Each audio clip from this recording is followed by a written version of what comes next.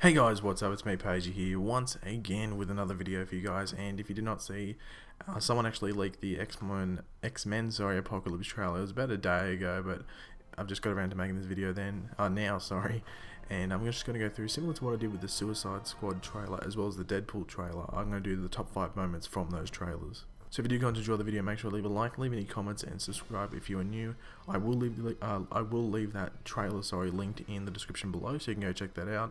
They might release a HD version over the next couple of days, similar to what they did with the Suicide Squad, because they released that today, just because they've been leaked, so we may as well release it because everyone's already seen it in crappy quality, so we may as well let them see it in decent quality. So anyway, the first thing we have is that we know that it's going to be the end of the world. This is due to Jean Grey's vision, or her dream that she's having, where she says, "I saw the end of the world, I could feel all this death," and then Professor X just tells her, "Calm down, it was just a dream." So obviously this is just setting up the movie.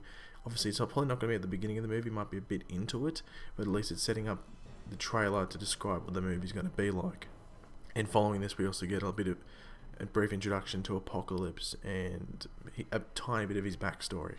The next moment that we do see is that the CIA is coming back to this X-Men franchise. Now, they weren't in Days of Future Past, but as we know, they're a big part of X-Men First Class. Obviously, we have Agent Maura McTaggart, who is back from First Class, and obviously she's still in that CIA role, and she seems to have a decently sized role in this movie. So, it'll be interesting to see how the CIA, what part they play, because they're pretty big in First Class, so it'll be interesting to see their part in X-Men Apocalypse.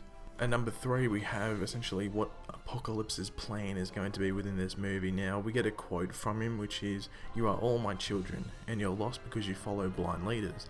Everything they've built will fall, and from the ashes of their world, we will build a better one." So basically, this tells us that Apocalypse wants to be the leader of these mutants, because obviously he's just saying they're all these blind leaders. And this could possibly be in reference to Charles Xavier, because it seems to be a lot of conflict between both Apocalypse, his Horsemen, and Xavier.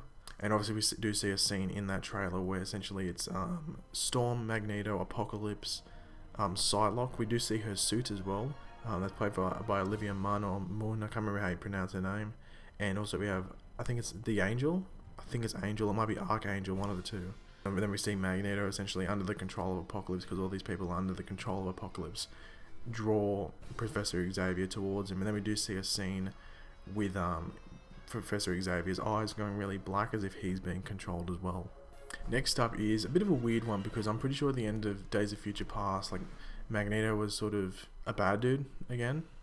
I'm not too sure. I'm pretty sure he was a bad dude. So, but now in this movie, it seems that he's fixed himself up and he's good. But this movie seems to be in the 80s, mid 80s or something like that. So it's a few years after the events of Days of Future Past. So, but it looks like he's forgotten about being a villain and he seems to be going good. So it's a bit weird. But we do see a scene with him asking Apocalypse, "Who the fuck are you?" And then he takes down his hood and we see all the stuff on Apocalypse's head, like all the blue skin and the different armor and stuff like that.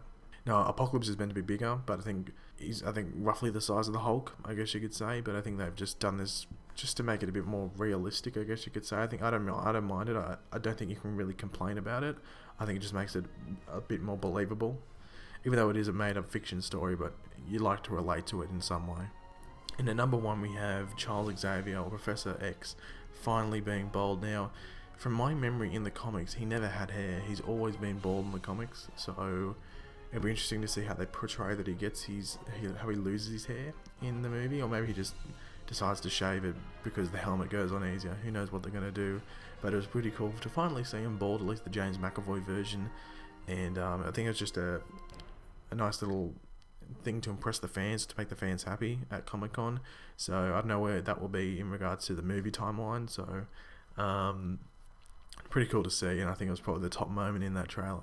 So if you did enjoy the video, guys, make sure to leave a like, leave any comments. What was your favourite moment in that trailer? Make sure it is linked. I'll make sure to click it. It is linked in the description below. And if you're new around here, make sure to subscribe and follow me on Twitter if you haven't. Sorry, far out, getting my words mixed up.